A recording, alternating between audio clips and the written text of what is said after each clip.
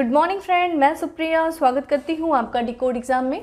Friend, आज daily current affairs की class में हम डिस्कस करेंगे 21 सितंबर से रिलेटेड जितने भी न्यूज़ हैं, जितने भी इवेंट्स हैं जो हमारे एग्जाम के लिए इंपॉर्टेंट है, हम उन्हें एक एक करके यहाँ डिस्कस करेंगे। फ्रेंड, आज की क्लास में मैंने कुछ पुराने इवेंट्स, कुछ करंट अफेयर्स को भी ऐड किया है, जो कि आपका एग्ज़ाम जो है वो नेक्स्ट मंथ से स्टार्ट होने वाला है। तो मैं डेली आपको अपडेट करने के साथ साथ जितने भी पुराने इवेंट्स हैं जो आपके एग्ज़ाम के लिए इंपॉर्टेंट है, उन्हें भी मैं अपने डेली सेशन में ऐड करती जाऊंगी। इसलिए आपके लिए सेशन और भी ज़्यादा इंपॉर्टेंट हो जाता है, जिससे कि आप अपडेट होने के साथ साथ पुराने चीज़ों को भी आप रिविज़न करते हुए चलोगे। ठीक है, तो आइए स्टार्ट करते हैं आज की क्लास। और आज का हमारा पहला प्रश्न है, नीति आयोग द्वारा बच्चों को तकनीकी संचालित शिक्षण कार्यक्रम तक निःशुल्क पहुंच प्रदान करने के लिए किस संस्था के साथ पहल की गई है? तो किस संस्था के साथ नीति आयोग पहल किया है? किस चीज़ के लिए? बच्चों को तकनीकी संचालित शिक्षण कार्यक्रमों तक निःशुल्क पहुंच प्रदान करने के लिए। बाइजूस के साथ, अनअकैडमी के साथ, गुरुकुल के साथ, या फिर टेक्स्ट बुक के साथ? तो फ्रेंड, इसका आंसर हो जाएगा ए, यानी कि बाइजूस के साथ नीति आयोग ने पहल किया है। इस पहल का उद्देश्य क्या है? बच्चों को तकनीकी संचालित शिक्षण कार्यक्रमों तक निःशुल्क पहुंच प्रदान करना।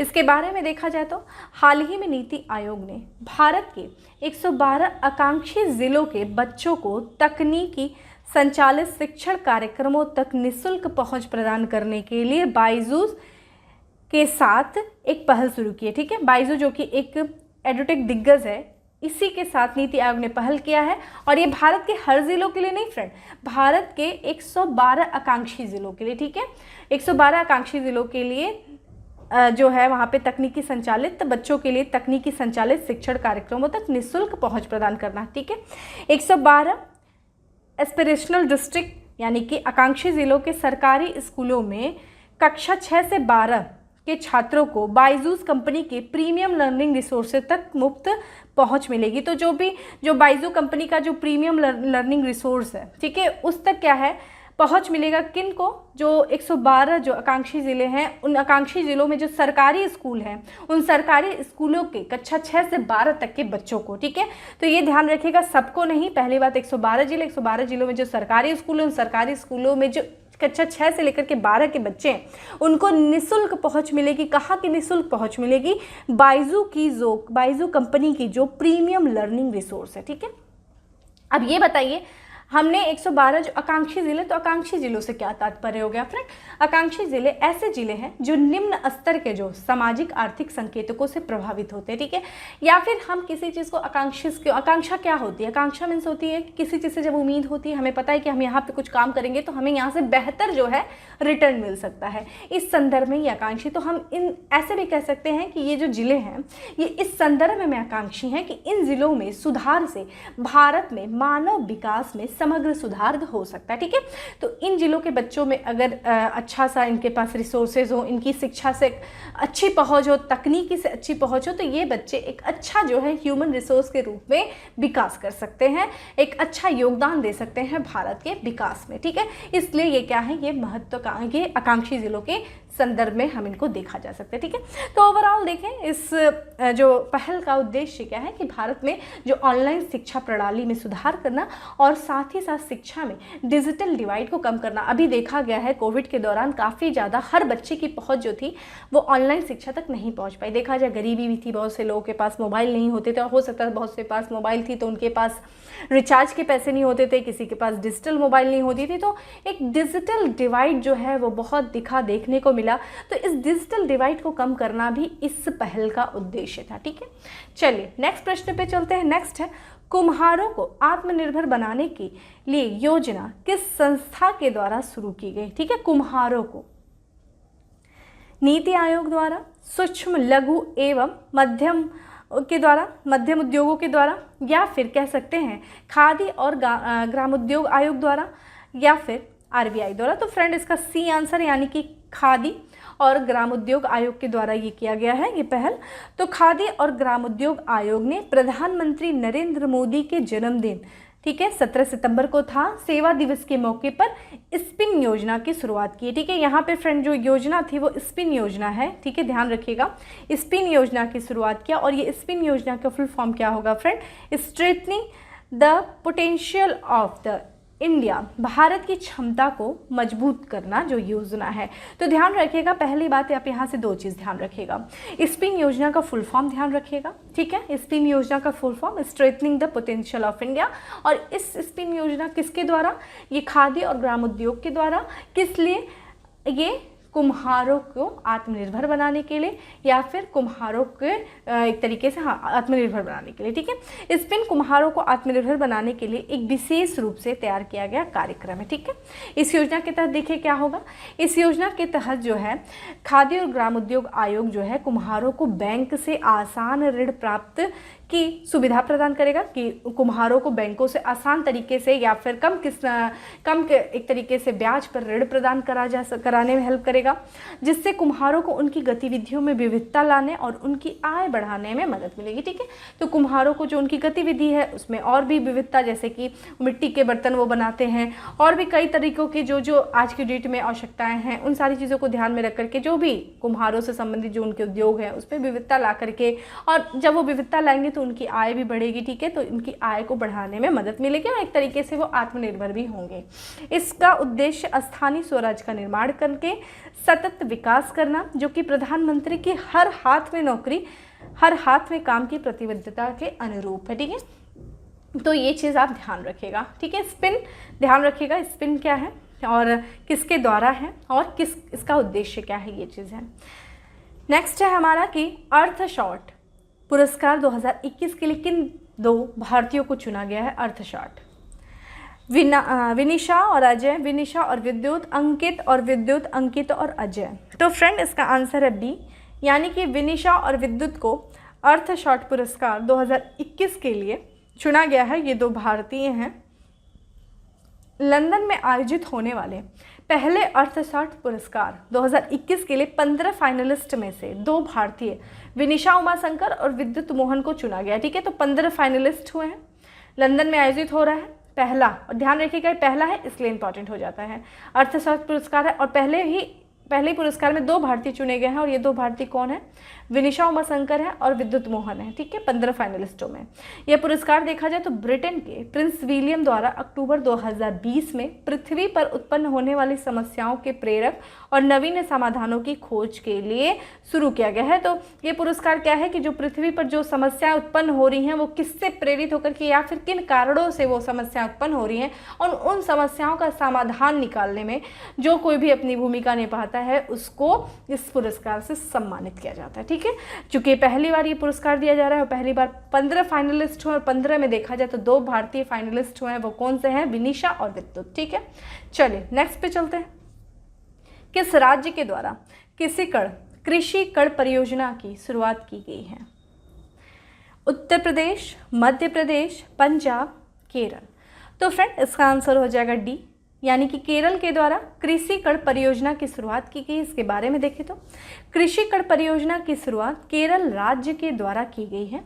कृषि कण परियोजना के तहत पॉली हाउस बनाया जाएगा, जो कि एक प्रकार का ग्रीन हाउस है। तो देखा जाए तो इसमें क्या होगा, इस परियोजना के तहत क्या होगा, जो कृषि कण परियोजना के तहत किसान जो है रजिस्टर्ड करवाएंगे अपना एक इस परियोजना से जुड़ेंगे, और जो किसान इस परियोजना से जुड़ेगा उनकी जो है भूमि पर, उनकी ज़मीन पर कार्य शुरू हो जाएगा। उनकी ज़मीन पर कार्य क्या शुरू होगा, जैसे कि एक पॉली हाउस बनाया जाएगा जो कि एक प्रकार का ग्रीन हाउस होगा, और उस पॉली हाउस में क्या किया जाएगा कि उस ग्रीन हाउस में लंबी फलियाँ, टमाटर, सलाद, खीरे, शिमला मिर्च, हरी पत्तेदार सब्जियों का, तो हरी सब्जी जो ये पत्ते जो हैं, ये हरी पत्तेदार जो सब्जियां हैं उनको लगाया जाएगा, ठीक है, इस योजना के तहत। तो इस तरीके से क्या है कि उन किसानों की आय में काफ़ी ज़्यादा बढ़ोतरी होगी इस योजना के तहत, यही किया जाएगा। और इस योजना के बारे में देखा जाए तो यह योजना जो है यह national society for agriculture horticulture, ठीक है, और sustainability foundation and core 3 innovation की संयुक्त पहल है, ठीक है। 3 लोगों की पहल है, national society for agriculture and horticulture, sustainability foundation and core 3 innovation. इसके बारे में देखें तो इस परियोजना के तहत अभी जैसा कि हमने बताया कि पॉली हाउस बनाया जाएगा, इसमें जो सब्जियों को उगाने जैसा जो परियोजना चलाई जाएगी, योजना लगाई जाएगी, सब्जियां लगाई जाएंगी, और साथ ही साथ इसमें ग्रीन हाउस के तहत देखा जाए तो ग्रीन हाउस, मछली और सब्जियां, मशरूम की भी खेती की जाएगी, ठीक है। बात करें जो ये 3 संयुक्त रूप से जो पहल है जिनकी, उनके बारे में थोड़ा देख लेते हैं। तो जैसा कि हमने बात किया कि ये जो सोसाइटी फॉर एग्रीकल्चर हॉर्टिकल्चर, उसके बारे में देखें तो ये सरकार द्वारा मान्यता प्राप्त एक सहकारी संस्था है जो कि कृषि और बागवानी खेती को बढ़ावा देने के लिए बनाया गया है। ठीक है, सस्टेनेबिलिटी फाउंडेशन क्या है? सस्टेनेबिलिटी फाउंडेशन जो है तिरुवनंतपुरम में स्थित है और ये गैर सरकारी संगठन है जो कि सतत विकास को बढ़ावा देती है। फ्रेंड्स, सतत विकास जान लो, उसकी मीनिंग को भी समझ लो आप लोग, थोड़ा सा कहीं पे भी अच्छे से पढ़ लो इसके बारे में। ठीक है, कोर 3 क्या है? कोर 3 केरल में स्थित एक इनोवेशन स्टार्टअप कंपनी है जो कि खेती के लिए शुरू से अंत तक समर्थन प्रदान करने का दावा करती है। ठीक है, ध्यान रखिएगा, मेनली वो पूछ सकता है कृषि कड़ी योजना क्या है, यही ज़्यादा इंपॉर्टेंट है। नेक्स्ट प्रश्न है हमारा कि नीति आयोग ने कोविड जैसे संकट से लड़ने के लिए कितने स्वस्थ शहर बनाने की सिफारिश की है? कोविड जैसे संकट से लड़ने के लिए 300, 400, 500 या फिर 600। तो फ्रेंड इसका आंसर हो जाएगा सी, यानी कि 500 स्वस्थ शहर बनाने की सिफारिश की गई है कोविड जैसे संकट से लड़ने के लिए कि इन केस इन फ्यूचर अगर इस तरह की फिर से कोई महामारी हो जाए, इस तरह का फिर से कोई बातें हो जाएं, फिर से कुछ ऐसा परिस्थिति बन जाए जिसकी वजह से इतनी बड़ी चुनौती सामने आ जाए, तो ऐसी चीज़ों से लड़ने के लिए, ऐसे संकट से लड़ने के लिए 500 स्वस्थ शहर बनाने की सिफारिश नीति आयोग के द्वारा किया गया है।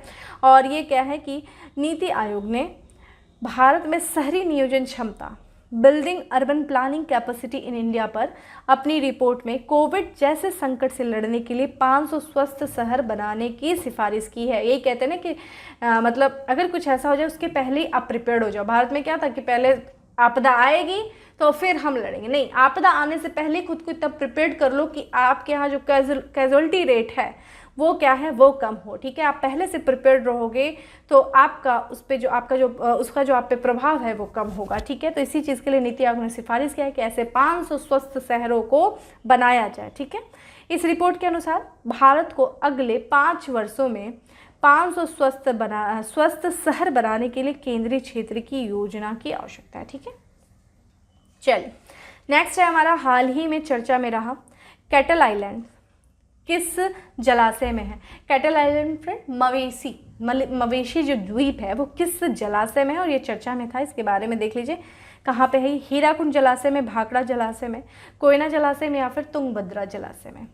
तो फ्रेंड इसका आंसर हो जाएगा ए, यानी कि हीराकुंड जलाशय में कैटल आइलैंड यानी कि मवेशी द्वीप स्थित है। ये देख लीजिए, ये मवेशी द्वीप है। ठीक है, देख रहे हैं यहाँ पे सिर्फ गाय और ये जानवर दिख रहे हैं हमें। ये जलाशय है आपका हीराकुंड जलाशय है और यहाँ देखिए ये मवेशी लोग बैठे हुए हैं।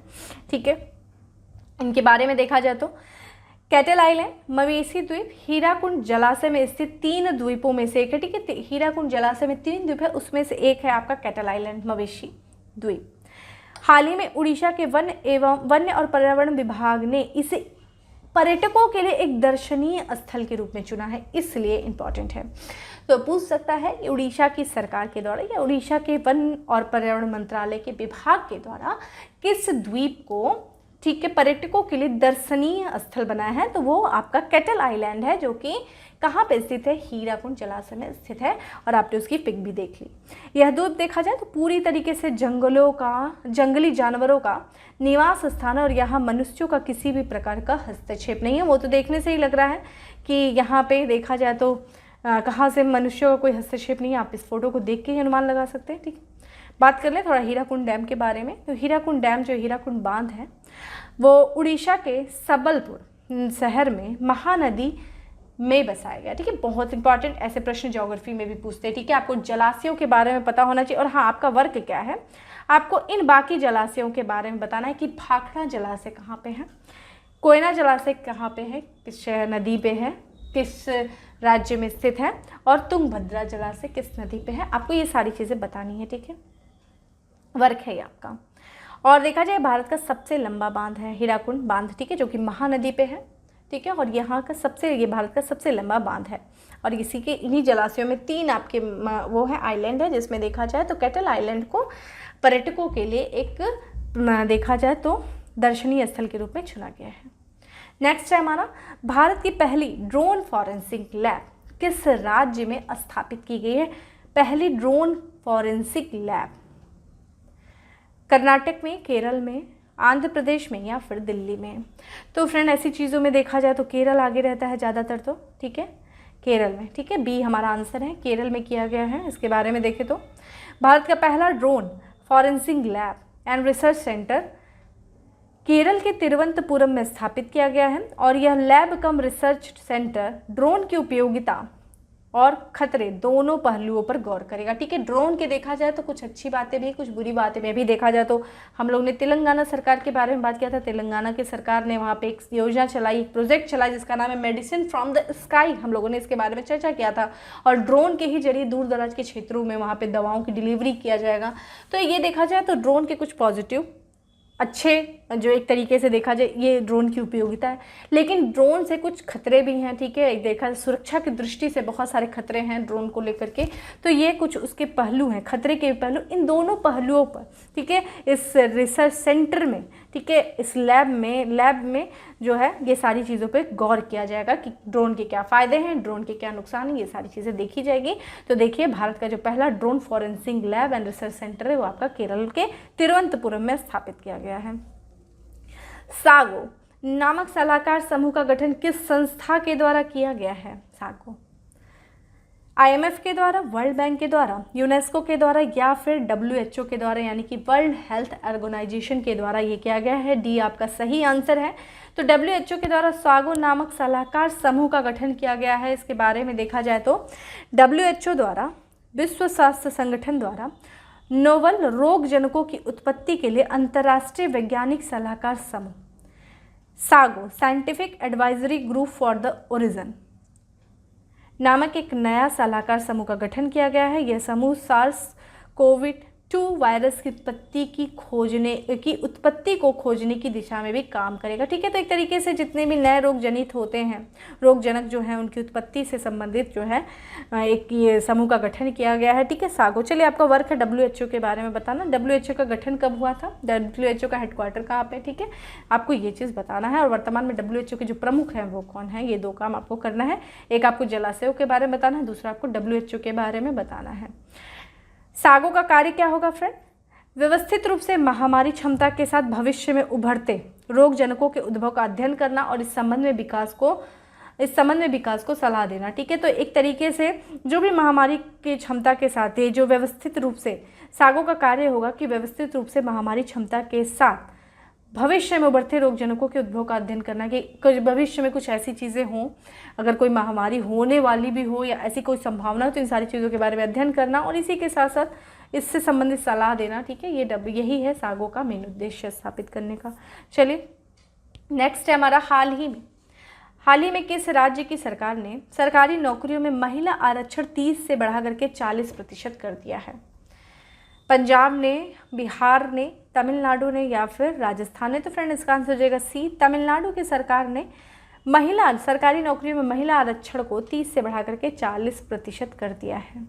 तमिलनाडु की सरकार ने सरकारी नौकरियों में महिला आरक्षण जो है 30 से बढ़ा करके 40% कर दिया है। ठीक है, आज का लास्ट प्रश्न है कि नारायणकोटि मंदिर को केंद्र की धरोहर गोद ले परियोजना के तहत शामिल किया गया। ठीक है, केंद्र की एक परियोजना है जिसका नाम है धरोहर गोद ले, और इसी परियोजना के तहत एक मंदिर को अभी हाल ही में शामिल किया गया जिसका नाम है नारायणकोटि मंदिर। तो यह मंदिर जो है किस राज्य में स्थित है, ये बताइए। उत्तराखंड में, मध्य प्रदेश में, गुजरात में या फिर तमिलनाडु में?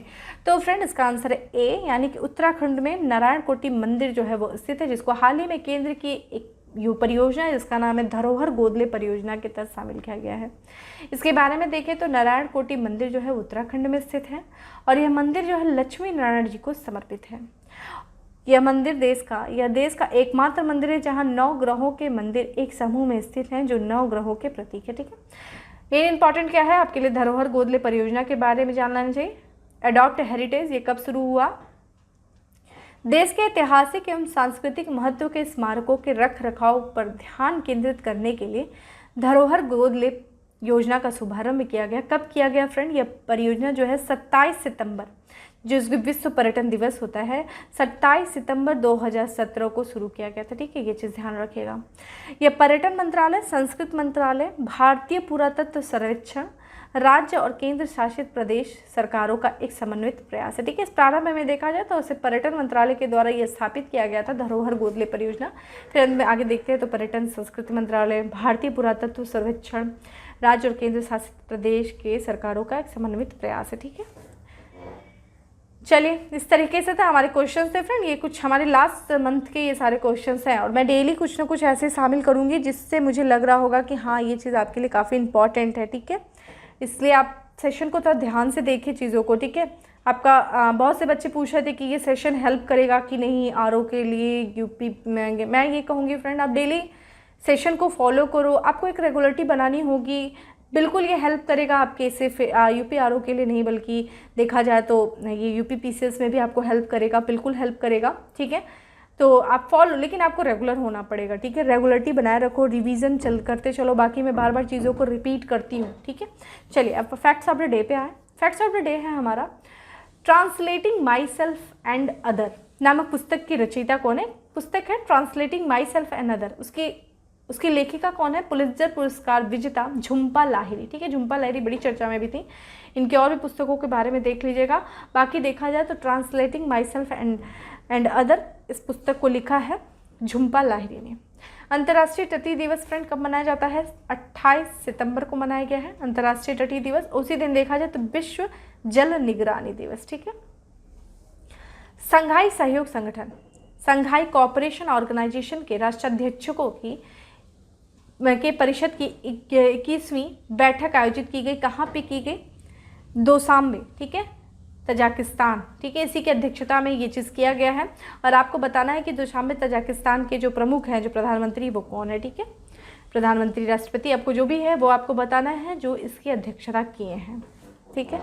चलिए नेक्स्ट है हमारा पंजाब के मुख्यमंत्री जिन्होंने अपने पद से त्याग पत्र दिया, ठीक है। अभी देखा जाए तो रिसेंटली अभी हम लोगों ने गुजरात में भी देखा था, प्रधानमंत्री ने मुख्यमंत्री ने वहाँ त्याग पत्र दिए। फिर दूसरे मुख्यमंत्री अभी हाल ही में देखा जाए तो इनके स्वाभिमान को ठेस पहुँचने की वजह से ऐसा इन्होंने बोला तो इन्होंने अपने पद से त्याग पत्र दे दिया। वो हैं कैप्टन अमरिंदर सिंह, ठीक है। ये पंजाब के मुख्यमंत्री थे जिन्होंने अभी हाल ही में अपने पद से त्याग पत्र दे दिया। कैप्टन, यहाँ कैप्टन होना चाहिए था फ्रेंड, कैप्टन अमरिंदर सिंह। कोयला मंत्रालय के तहत सेंट्रल कोल्ड फील्ड लिमिटेड की भूमिगत खान में काम करने वाली पहली महिला, देखिए भूमिगत खान में काम करने वाली पहली महिला बनी है आकांक्षा कुमारी। मोस्ट इंपॉर्टेंट ऐसे प्रश्न पूछते हैं फ्रेंड, वन लाइनर क्वेश्चंस ऐसे ही बनते हैं। संयुक्त राष्ट्र के महासचिव एंटोनियो गुटरेस ने संगठन के सतत विकास लक्ष्यों, सस्टेनेबल डेवलपमेंट गोल का पैरोकार नियुक्त किया है। किसे नियुक्त किया है? नोबेल शांति पुरस्कार विजेता कैलाश सत्यार्थी को। मोस्ट इंपॉर्टेंट, ठीक है, ये मोस्ट इंपॉर्टेंट कर लीजिए कि यूनाइटेड नेशन के द्वारा उनके यूनाइटेड नेशन के महासचिव कौन है? Antonio Guterres. उस संगठन ने सतत विकास लक्ष्यों के परोकार के लिए जो नियुक्त किया है वो कैलाश सत्यार्थी को नियुक्त किया है और इनको नोबेल पुरस्कार जो है नोबेल शांति पुरस्कार मिला था। प्रश्न आपका यहाँ से एक बनता है कि कैलाश सत्यार्थी को नोबेल शांति पुरस्कार किस वर्ष मिला था? और इन्हीं के साथ साथ एक लोग और को मिला था नोबेल शांति पुरस्कार, 2 लोगों को मिला था, ठीक है। दो लोगों ने शेयर किया था, तो वो दूसरे कौन सा हैं? आपको जवाब में ये देना है, ठीक है। नेक्स्ट है हमारा लगातार दूसरी बार एशियाई स्नूकर चैंपियनशिप का खिताब जीता। किसने जीता? पंकज आडवाणी ने जीता और लगातार दूसरी बार जीता, ठीक है, एशियाई स्नूकर चैंपियनशिप का खिताब। बुकर पुरस्कार 2021 के लिए नामित द फॉर्च्यून मैन पुस्तक के लेखक हैं नदीफा मोहम्मद, ठीक है। नदीफा मोहम्मद जो है वो द फॉर्च्यून मैन पुस्तक के लेखक हैं और इनकी पुस्तक जो है वो नामित है बुकर पुरस्कार 2021 के लिए, ठीक है। नागालैंड के राज्यपाल बने हैं प्रोफेसर जगदीश मुखी, ठीक है। ये प्रोफेसर जगदीश मुखी जो है नागालैंड के राज्यपाल बने हैं। तो ये था आपका फैक्ट्स ऑफ द डे। आ जाइए उत्तर प्रदेश स्पेशल देख लेते हैं। उत्तर प्रदेश स्पेशल में हमारा पहला है उत्तर प्रदेश सरकार द्वारा आतंकवादी निरोधी दस्ते एंटी टेररिस्ट स्क्वाड कमांडो के लिए, ठीक है, आतंकवाद निरोधी दस्ते कमांडो के लिए एक प्रशिक्षण केंद्र स्थापित करने का निर्णय लिया गया है। कहाँ पे?